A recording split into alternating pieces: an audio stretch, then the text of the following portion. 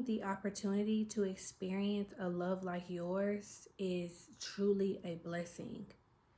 And a lot of people don't realize in that moment how special your love is and how it's extremely rare. There's not a lot of people in this world who give the type of love that you have given to people. And years later, months later, weeks later, whatever, they look back and they kind of kick themselves a little bit because you are a blessing. You're the type of person that people will pray for. They'll look up in the sky and pray for somebody like you. And those same people who prayed for somebody like you and wished and begged for somebody like you, God will present you into people's life just for them to mistreat you. How can you pray for something and then mistreat it? This is why I talk about divine timing and how you may be asking God for things and wondering why it has not came yet. This is the reason why God works the way that he does. Because a lot of times we ask for blessings that we are not prepared to receive and we mess them up, especially when it comes to people. God is very protective of his people. And if he grants you with one of his people, because he sees this is someone that you were asking for, and at the time your heart was open and you were ready to receive them, quote unquote, he brings them to your life, you may damage this person and they have to go through another cycle where they have to heal from the damage that this person caused. And that is really important.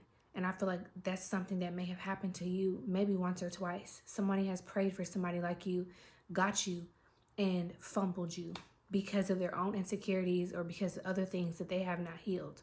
But although that did happen, God is strategic, because although that person may have fumbled you, there is a lesson to be learned from that. Okay? That's gonna stick with them forever. Like, can you imagine praying for something? It doesn't have to be a person. Like, I'm pretty sure there's times in y'all's life where you have asked God for something. It could be money. You ask God, please bless my finances, and you fumbled that bag. You're not going to forget that. You're not going to forget that you fumbled that bag. You're going to think about that.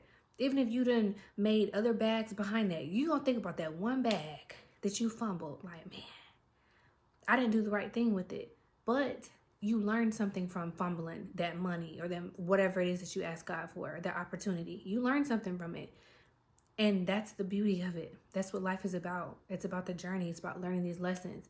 So although it does hurt and it's unfortunate that you had to be the lesson in people's life and you had to get hurt, you are going to overcome that. You probably already have long overcame any pain that somebody thought they were putting you through.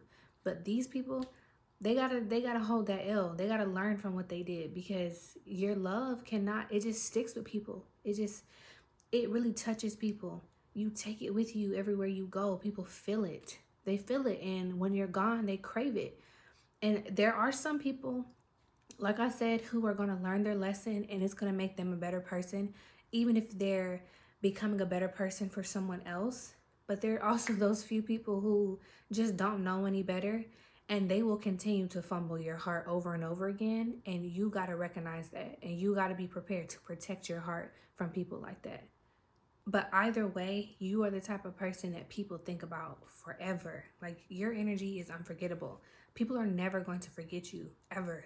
I'm talking about when we're old and gray, people are still going to be thinking about you. They're still going to be thinking about the love that you gave them, the friendship that you gave them, the words of wisdom, whatever it is that you have given to people because of your energy. It's not even what you say and just who you are. It's just your energy. People are never going to forget that. Like, they're always going to remember you.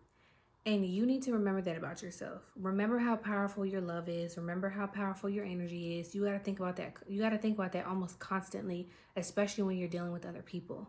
This is why I'm big on self-love and I'm big on putting yourself first, because if you have the capability of changing a stranger's life or another human being's life with your energy, just imagine what you can do for yourself, okay? You can do so much for yourself if you give more to you. You can become the person that you always dreamed of becoming if you stop just giving so much of yourself away to these people who do not deserve it. Like I said, and I said this in another video before, a love like yours is extremely rare. A heart like yours is very rare. Hold on to that. You don't, when something's rare, it's not seen that often. It's not given away that much. It's not touched by many people. It's something that's held closely to the chest. When you find something rare, you hold on to it, because there's nothing out there like that in this world. And there are people who had to learn that lesson about you. You are rare. It's only one of you. They will spend a lifetime trying to find you and someone else, and it's never going to happen. And that right there is how you know God is real, because God did not make us all the same. God put some diamonds out here. He put some rare gems out here. Not everybody is the same. And do not allow your pain and your hurt to have you messing up with a rare gem, because you're going to have to hold on to that. You're going to have to deal with that. And this rare gem is going to continue to be rare, because you can't taint it. God is always going to come and heal and cleanse this person of whatever it is that someone tried to do to them or say to them, or whatever the case may be. It's always, someone like you is always going to remain pure. Like, it's purified. It's like a breath of fresh air. You even become more pure over time. Like, you just become more over time, I don't know why I'm just getting the breath of fresh air. That's just how I would describe it. But something like you is just, like I said, it only comes once, and you teach people lessons, but the lesson is also for you. Do you know that you're rare? Do you understand that you're something that's to be cherished and hold near to your chest, okay? Or do you understand that you got to put yourself first, and you can't keep on trying to give to other people? Because it's going to continue to backfire on you until it clicks, okay? We talk about the lover girls and the lover boys and these people who have these good hearts. We are going to go through the worst lessons and the hardest lessons, because we are that important and valuable that we have to understand something that valuable cannot just be, you can't just be everybody's friend. You can't just be around just anybody.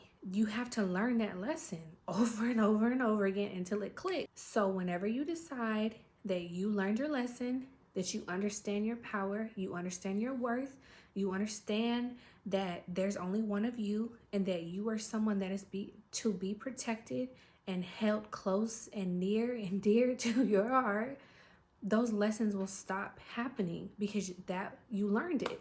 If you pass the class, you'll no longer have to keep taking the test and going through that. So remember that about yourself. You are a rare gem. There's only one of you, and people are never going to forget that.